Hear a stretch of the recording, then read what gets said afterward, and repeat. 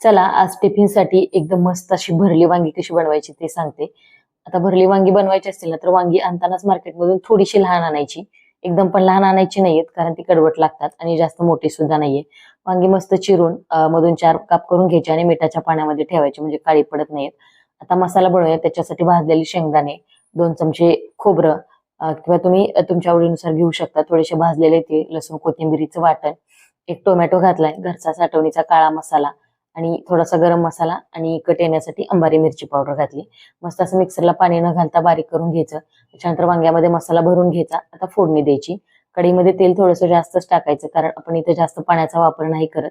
जिरं, मोहरी, कढीपत्त्याची खमंग फोडणी द्यायची आणि भरलेली वांगी त्याच्यामध्ये ठेवून द्यायची. आता वांग्याला लगेच अलटीपलटी करायचं नाही. 5 मिनिटं तशीच वाफ काढून घ्यायची. नंतर वांग्याची बाजू पलटी करून घ्यायची. राहिलेला मसाला याच्यामध्ये घालून मस्त तेल सुटेपर्यंत परतून घ्यायचा. आणि आता याच्यामध्ये 1 वाटीभर गरम पाणी घालायचं आणि झाकण ठेवून 5 ते 7 मिनिटाची एक वाफ काढायची. हे बघा एकदम मस्त अशी भरली वांगी तयार झाली. टिफिनसाठी रेसिपी तुम्ही नक्कीच ट्राय करू शकता आणि वांगी जास्त अलटीपलटी करायची नाहीत.